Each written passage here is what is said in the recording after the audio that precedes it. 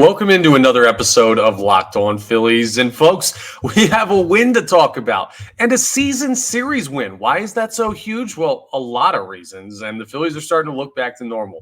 We'll break it down in today's episode.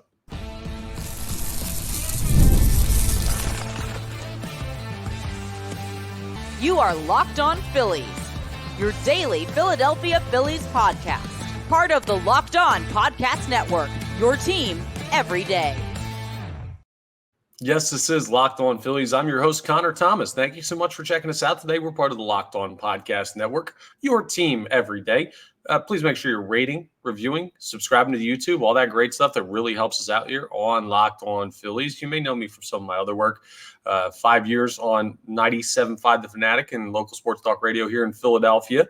Also 3 years a credentialed Philadelphia Phillies media member, and this is my third year as the host of Locked On Phillies. I want to let you know today's episode is brought to you by Prize Picks, the easiest and most exciting way to play daily fantasy sports. Go to prizepicks.com/LockedOnMLB and use code, all lowercase, LockedOnMLB for a first deposit match up to $100. It feels so much better, even just doing that intro for you, when I know the Philadelphia Phillies have won a baseball game last night. That was a really solid win. I almost said comfortable. It was not comfortable at points, but a really solid win for the Philadelphia Phillies. And there were a lot of great things to take away. We're going to jump into the breakdown of the game and everything in a second. But the most important part of last night is the Philadelphia Phillies, with that win, have completed the season series win against the Los Angeles Dodgers. Remember, they swept them in the first 3-game series. Now they've taken 1, so that's 4 games. The most the Dodgers can win are 2. So if there is a tiebreaker, if they finish with the same record, the Phillies will be the higher seed in the postseason, giving them home field advantage in any potential playoff matchups, which means a potential NLCS between the Dodgers and the Phillies. I feel like we've seen that somewhere before. That would be played with Philadelphia as the home team, which is a huge thing considering the environment you get at Citizens Bank Park in October, the huge advantage that is. That's really big that the Phillies were able to find that, even though they're not playing their best right now. But they're starting to get back to playing better baseball. And remember when I said after yesterday, 2 days ago, on yesterday's episode, after, Monday night's game, we were talking about how, or at least I was talking about, some people might have been calling me crazy, how that felt like a loss that was normal for the Philadelphia Phillies. It wasn't like they blew a huge lead, or it wasn't like they did something crazy or looked completely incompetent. No, they looked like a baseball team that went out there, played a solid game, came up short. And I said that about the first loss to the Dodgers. Then last night, the Philadelphia Phillies seemed to prove me partially correct. I get the feeling that this team is starting to come out of this a little bit. And to do that on the road against the Dodgers, well, it should give you even more confidence when the Phillies come back home, or when they go to Arizona on Thursday, tomorrow, and start their 4-game set with the Diamondbacks. This is one of the tougher teams you'll play the rest of the way, the Dodgers. It may be the toughest team you play the rest of the way. And to do this on the road while you're not playing your best shows that they're starting to figure some stuff out. So what happened last night to make it happen? Well, first and foremost, you're not going to win a game against LA without great starting pitching that's able to neutralize their stars. And Cristopher Sanchez gave that to you. He went 6 innings, allowed 5 hits, but only 1 earned run, 1 walk, 2 strikeouts. It wasn't anything too crazy. It was just a lot of weak contact ground ball outs. That's his calling card. He's going to try and just work the ball inside, make sure he misses barrels, get ground balls to the middle or to third base, depending on the handedness of the batter. And he's going to trust his defense to make plays. And last night, the Philadelphia Phillies defense made plays for him. So you get through 6 innings clean, and you're like, okay, great. The problem is that you only had scored 1 run by the 5th inning. So the 6th inning, as you know, Cristopher Sanchez is winding down. You're getting a little bit nervous about that. But the Phillies, in the 6th inning, they made a little bit of noise. They found a way to score 3 runs in the 6th, right before Cristopher Sanchez was out of the game. Now, it wasn't like they went on this barrage like they have in the past, but it's nice to see like Kyle Schwarber with a big RBI single in the 5th, and then when you smell blood in the water, you go ahead and you get Nick Castellanos with an RBI single and scores Alec Bohm. Edmundo Sosa with a big RBI single that scores Nick Castellanos and Jay Trumuto with the bases loaded. It was a lot of great work in that inning. Now, you did have Gratterall go out with an injury It looked like a really painful injury for the Los Angeles Dodgers in the middle of that inning. He threw a pitch very high. He had to be helped off the field by Kike Hernandez and one of their coaches. You always hate to see that happen. And it's very hard to bring in a guy mid-inning that's not warm, that wasn't planning on being in the game. So it was a unique spot. It's never like you never root for injuries. What I will say is the Phillies need their share of breaks, and that was one for the Philadelphia Phillies where they got to face a pitcher who wasn't really warm right there, and they took advantage of that. That's baseball. So hope Gratterall makes a full recovery and is all right with that. Sanchez stays in for the bottom of the sixth, and he does give up a run on a Will Smith fielder's choice ground out with Teoscar Hernandez scoring. But honestly, to leave that game at 4-1, it's pretty darn good. But then it got interesting. Then you look at a situation where you go to Matt Strahm and you have, oh my goodness, a heart palpitating at bat between Matt Strahm and Shohei Ohtani, which was handled so well by Strahm. It really, really was. It was the bottom of the seventh, and you pulled out Cristopher Sanchez without getting an out. He had allowed a hit to Kike Hernandez, Pages walks, and then you bring in Matt Strahm with no outs, runners on first and second, and you say, okay, get something done for us here. We're in a 3-run game, and wouldn't you know it, you're bringing the tying run to the plate at least 3 times with runners on. Then you get Ahmed the line out to center, which that ball looked like it was hit better. Brandon Marsh makes a nice play. You get Barnes to strike out in the 9-hole, and then you see Ohtani with 2 outs, runners on first and second. If he hits a bomb, you're tied, brand new ball game, and you got him to fly out to average distance right field. Like Matt Strahm, that was the moment of the game last night. It absolutely was. It was him going out there and getting 3 outs, 1, 2, 3, with runners on first and second, inherited from Chris Sanchez in the 3-run game. Like, that's about as tough of a spot as you can be in for a reliever, especially considering where the team's going right now. And Strahm said, nah, we're slamming the door, baby. See ya. And he's done that against Ohtani. He had a huge, huge outing that ended with a strikeout of Ohtani at Citizens Bank Park the first 2 times these teams met. That's pretty encouraging for when we get into the postseason. And you might be looking at an Ohtani at bat in a big spot. Feel pretty good about Matt Strahm's chances of going out there and giving you a competitive at bat from the pitcher's perspective. Then nothing really happened in the 8th too much. You did get a little bit nervous there in the bottom of the 8th because Teoscar Hernandez hit another home run, of course. His 25th on the year, the home run derby champion. He went ahead and took Jeff Hoffman out to center in the first batter that Hoff faced in that inning. You're like, okay, well, 4-2. You're probably going to see Estevez in the 9th. Do we feel good about a 2-run lead right now with all the leads we've blown? And the Philadelphia Phillies answer to that was no. Because then in the top of the 9th, with Honeywell still pitching, you remember we talked about Gratterall getting injured back there in, what was it, the 6th inning? Like, Honeywell came in then and stayed in for the rest of the game. So they, I guess, felt he was near the end of his rope. And they showed you it. Edmundo Sosa leads off, bomb, down the right field line, barely sneaks out. And like that weird curved in pole at Dodger Stadium, how it gets kind of shallow down the lines. Edmundo Sosa puts one out. And then Kyle Schwarber mashes one. I know it didn't even technically go out of the yard. It hit off the foul pole, but the listed distance here is 420 feet. It could have gone further. Who knows? That ball was smoked. And just like that in 2 batters, you go from 4-2, save situation, knee-knocking type of situation for Carlos Estevez to 6-2, we're comfortable, we chilling. And you go up, 9th inning, shut the door. Estevez was great. He allowed 1 double to Pages, and outside of that, worked through the inning fine. And that's a comfortable Philadelphia Phillies win where they did a lot of the stuff that they have done when they were at their best, right? Let's talk through what they were doing when they were at their best. The bottom of the lineup contributed. Yes, you got that. The starting pitching, excellent. Yes, you got that. The bullpen, locked down in big spots where they need to be. Yes, you got that. The stars, create moments when you need to. Kyle Schwarber, 2 big at-bats, 1 to extend in the 9th, 1 to start things in the 5th with the RBI single. I mean, you're just looking up and down the box score. 14 hits for the Philadelphia Phillies. So overall contribution from the lineups, that's what you got when the Philadelphia Phillies were going good. Solid defense behind a pitcher who needs it, that as well. But Schwarber, 2 for 5, 2 RBIs on the bomb. Turner, 1 for 5. Nice to see him get on base, get a hit. Harper, 2 for 5. He's starting to come out of it. 3 for 5 for Alec Boehm with a run scored. J.T. Realmuto, 0 with a run scored, walk, and scored a run. So, hey, contribution. Nick Castellanos, 2 for 5 with an RBI and a run scored. Austin Hayes, 2 for 4. He's having himself a heck of a series out there in LA. Brandon Marsh, 0 for 2 with a walk. Edmundo Sosa, 2 for 4, 3 RBIs, and a home run. Every single Phillies batter was on base at least once in this game.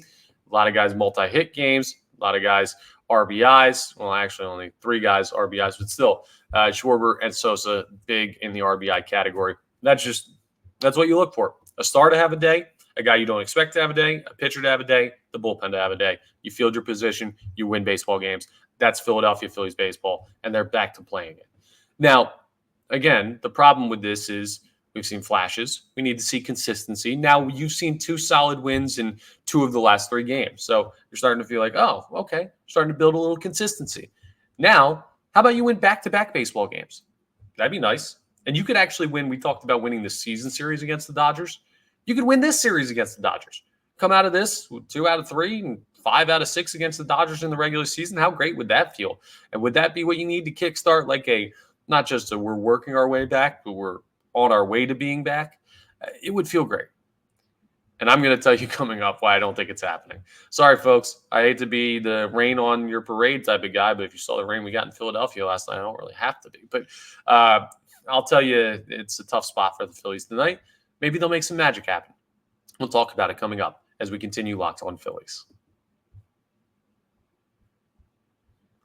First, though, I want to talk about our title sponsor, Prize Picks.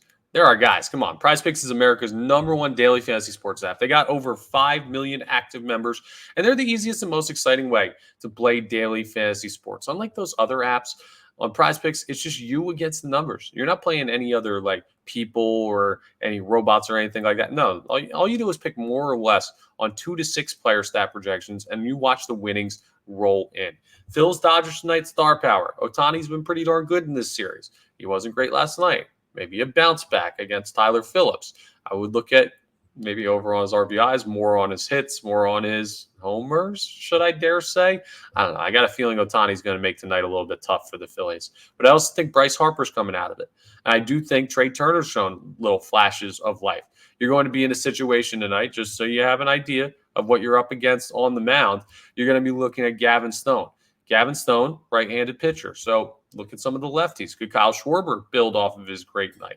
It's a lot of opportunity when you play Prize Picks because you only have to get a couple right. I mean, you can now win up to 100 times your money on Prize Picks with as little as 4 correct picks. You can turn $10 into $1,000. I just gave you 5 or 6 options right there that I think are good options. So go ahead and check out Prize Picks, and you download the Prize Picks app today. You can use code LOCKEDONMLB for a first deposit match up to $100. That's code LOCKEDONMLB on Prize Picks for a deposit match up to $100. Prize Picks. Pick more, pick less. It's that easy. All right, let's get into a preview of Game 3 and discuss if the Phillies can actually find a way to win a series for the first time since the All-Star break. I need you guys to understand how crazy that is. The Phillies have lost 6 straight series. If they lose tonight, it will be 7 straight series. Kind of annoying that it's a 10:10 p.m. game because we're on the East Coast, and I would have loved for today's game to be going on right now and have it be a 4 o'clock start. But unfortunately, another late night game out there in LA, whatever. Who cares? That's MLB's scheduling problem. But you haven't won a series since the All-Star break. Well, since the series before the All-Star break. Well, since the last time you faced the Dodgers. So a lot on the line here. Why do I not expect the Phillies to do it? Well, it's simple. The pitching matchup is just a lot. Tyler Phillips is on the mound for the Phillies, and I've kind of alluded to this a couple times, but he's been really good for them. He's got a 3.1 record, a 1.01 whip. Now, the ERA is certainly inflated, 4.39 compared to what he has done. He does have a complete game shutout so far this season in only a situation where he started, 4 games? It's crazy that in 4 games he already has a complete game shutout like that, but he also already has a blow-up start where he went 1 2/3 innings and allowed 8 earned runs versus Seattle Mariners. Not ideal. And when I see that, right, here's how you evaluate this. And it's not, I mean this so honestly, it's not a knock on Tyler Phillips. It's not this guy's not good. It's not he should be in the minors. It's not he can't cut it. This is what happens with young players. When you come up, there's a chance you have success if you're controlled in your environment, like you take care of what you can control. You don't let the game get away from you. You just do what you've always done. Like if you're going to come up from the minors to the majors, more often than not, unless it's for a team like the White Sox, you are a capable Major League Baseball player or a capable player that could be a major leaguer one day. So you don't let the moment get too big. And for pitchers, it is advantageous because they don't have like film on you. They might have a couple clips from your minor league career, and very few guys, if any, at the major league level have ever faced you. So you can benefit from people not knowing who you are. And that goes for a couple games. And then eventually you're going to run into a team that takes advantage of a young pitcher. The game's going to speed up on you. It does to everybody at points, and you're going to get shelled. And that's what happened to Tyler Phillips last time out. So it doesn't take away from his complete game shutout that he threw the time before, but it also doesn't make me feel much more comfortable about him facing the Dodgers lineup. And he had that against the Seattle Mariners, who are, again, an offensively deficient team. They shelled him. They jumped him. Now you've got to face guys like Shohei Ohtani and Freddie Freeman and Will Smith and Teoscar Hernandez and guys that are like top of the line Major League Baseball hitters. That's going to be intimidating. And that's going to be a tough spot for Tyler Phillips. And maybe the kid's ready for it. But if I was a betting man, I would not be throwing my money on the Philadelphia Phillies tonight. Now, when I look at this, the Dodgers are minus 140 on the money line. So I don't think Vegas would throw their money on the Phillies either. Like it's just the natural thought process, right?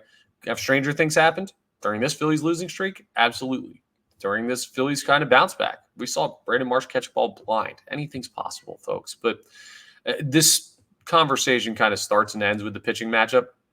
Phillips facing off against Gavin Stone, who Stone's been pretty solid this year, 9-5 record, a 3.63 ERA, a 1.3 WHIP in 111 2/3 innings pitched. He's struck out 87, which is good to see.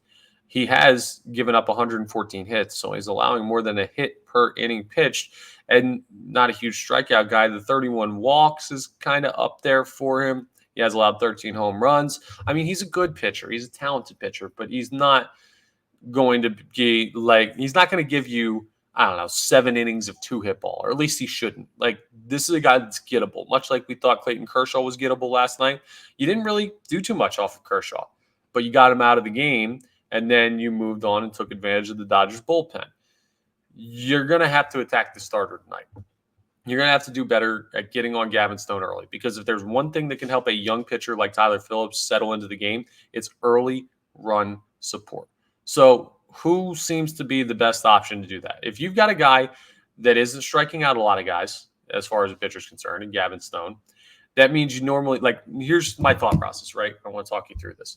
If I see a pitcher that's not striking out a lot of guys, I'm looking at power hitters, because where power hitters get in trouble is the swing and the miss, the strikeout. It's rare that you see a true bona fide power hitter that doesn't strike out more than the average Major League Baseball player. When a guy doesn't strike out that many, I say a power hitter probably has good ideas of where his stuff is going to be. A lot of contact, which means a lot of opportunity to hit the ball far, or at least elevate the baseball and see what happens. So that brings me to look at guys like Kyle Schwarber and Alec Boehm, who, yes, was in the home run derby, Bryce Harper, Trey Turner, Castellanos, Realmuto, guys like that. Now he's a righty, so it brings me to look at the lefties. I like that lefty-righty matchup. I always will. There's nothing you're going to say to me, even new school analytics, whatever. We like this lefty-lefty split or anything. If I had a choice, I would have a lefty hit against a righty every time, righty hit against a lefty every time, within reason, right? But that, to me, always feels like the more natural matchup. But what I will say is it's going to be on more than Bryce Harper and Kyle Schwarber to create the offense in this game. The way that you're going to beat Gavin Stone, clearly, with the whip, I mean, a 1.3 whip, even with as many walks and hits as he's allowed, he's not allowing more than one base runner, well, a little bit over, like 1.3 base runners per inning is what whip indicates. You're going to have to string together a couple of hits, and you need another like concerted team effort where I don't need 14 hits, but I would like to see 8, 9 double-digit hits tonight as a baseline level for success for the Philadelphia Phillies. So that's going to take everybody. A couple things that are going to be interesting to watch is Brandon Marsh still out there in center field. He's kind of been given the everyday center fielder role, it seems, by the Philadelphia Phillies, which is interesting. He did not have his best night last night. Do they stick with him? Do they give Rojas a chance? Righty. That would be tough, so it'll probably be Marsh again. But also, Edmundo Sosa had himself a night. Does Bryson Stott go back out to second base and get the lefty-righty matchup? Or do you hit Edmundo Sosa, a righty, against right-handed Gavin Stone? So a couple interesting decisions within the lineup card that we'll have to look for from Rob Thompson. The more I talk about this game, the more I'm like, this isn't as big of a mismatch for the Phillies as I thought it was, but ESPN Matchup Predictor says the Dodgers have a 56.4% chance to win. Bottom line is, if you lose this game and then you can go take game one in Arizona, you turn into a situation where it's like, okay, we haven't strung together wins, but we've gone from we're losing 2 games to every win or 3 games to every win to win, loss, win, loss. That's starting to balance out the ship. You build momentum, you get back home, then you hit the ground running. Like that could be it. Or you win the series, maybe you go into Arizona with a huge momentum swing your direction. These are things that'll be determined by tonight's ball game, and we'll definitely have an eye on them. But coming up next, I'm going to tell you what else we have an eye on here on Locked On Phillies. I got a bit of a schedule update for you and some cool content that's going to be coming your way, and we'll talk about what's going on the rest of the week for the Philadelphia Phillies while we're at it as we continue Locked On Phillies. Let's talk about Liquid IV first, though, because there are going to be times this summer. I'll tell you just now, I'm going out to Arizona. I'm going to bring some Liquid IV in my bag because it's going to be 102, 104. It's going to be hot. And hydrating, sometimes it's tough to do. Sometimes you forget. You try to drink water, but sometimes you need to bring in the big guns. You've got Liquid IV for that. And I'm going to be out there watching baseball. Well, when you're taking in America's pastime, don't forget to hydrate with Liquid IV's Popsicle Firecracker flavor. It's a surefire summer hit. Here's what you do. You get the little tube of Liquid IV. You just open it up, tear it open, pour it into a water bottle. Shake it up. And all the extra like electrolytes and chemical work that they do in the Liquid IV, it all comes together and it makes you hydrate. I don't know how it does it, but I've done it for hangovers plenty of times. You feel better in minutes. It's insane. Oh, I guess it's because of their LIV, their Liquid IV Hydra Science. That's what powers Liquid IV. It's an optimized ratio of electrolytes, essential vitamins, and clinically tested nutrients that turn ordinary water into extraordinary hydration. So if you're at a point where you're going to need to be hydrated the right way this summer, and heck, I think the answer to that for all of us is yes, go ahead and try Liquid IV. And you'll even get 20% off your first order when you shop Better Hydration today using promo code MLB at liquidiv.com.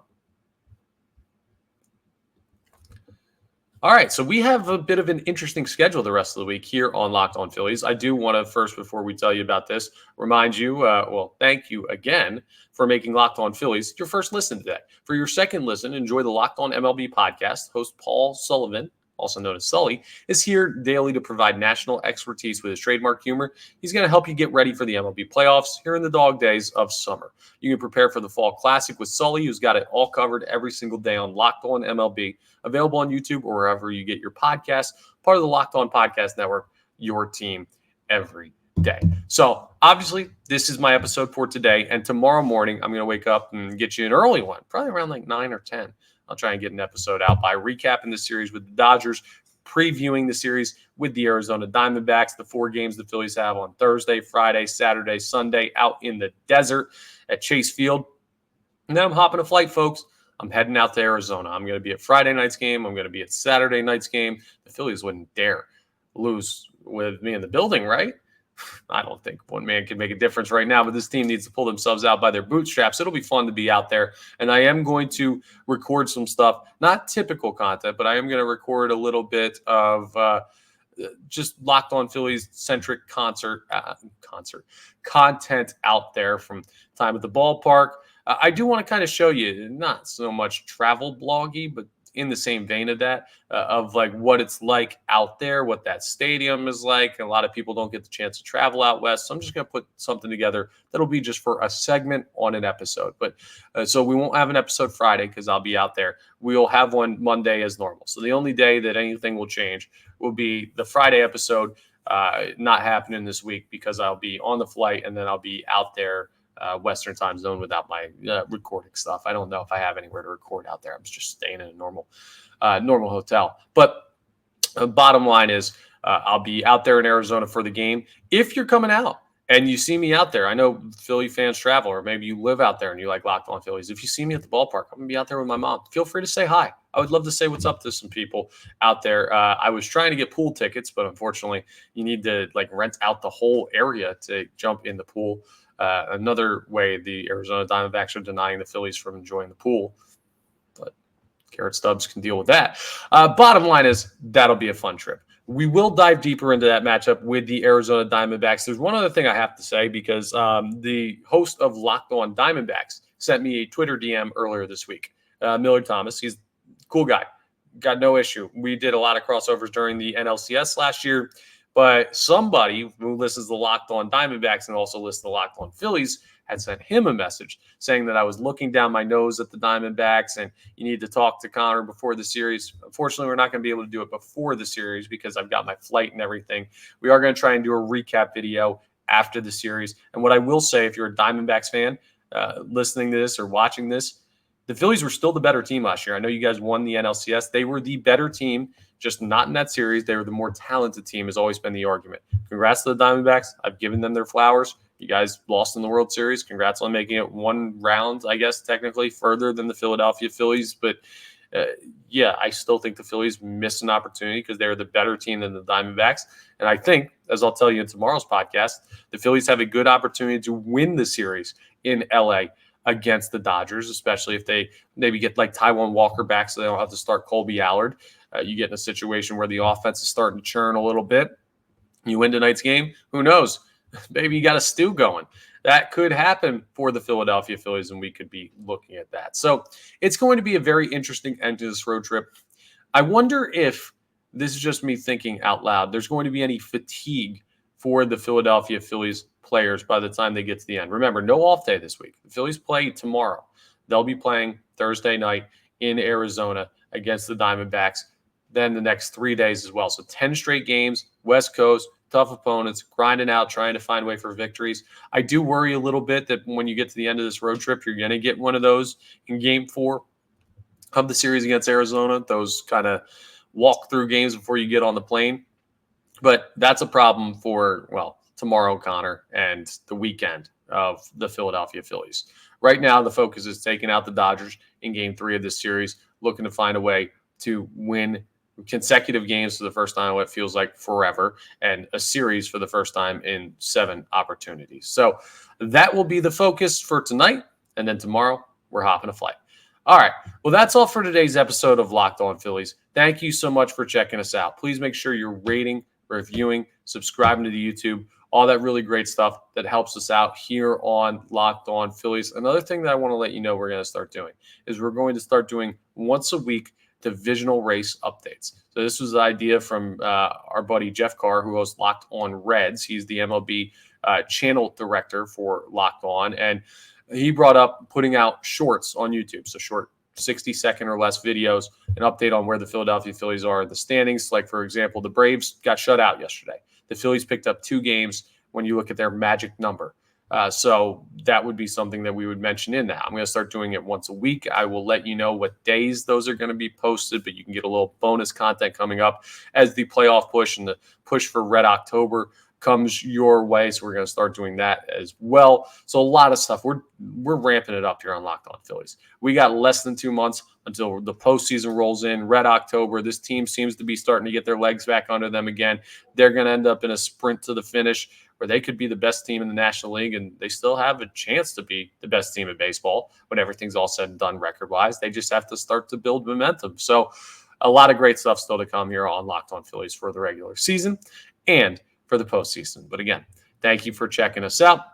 Check out Locked On MLB next, and please make sure you're rating, reviewing, subscribing to the YouTube, all that great stuff that really helps us out here on Locked On Phillies. It'll get you notifications when new episodes are posted. It'll keep you up to date on what's happening with your Phillies. That's the best way to say thank you and that you enjoy the content. So go ahead and take care of all that on your end. I'll take care of seeing if the Phillies win on this end, and I wish I had more control over it. But either way, cross our fingers. Hope we're talking about another W tomorrow on the next episode of Locked On Phillies.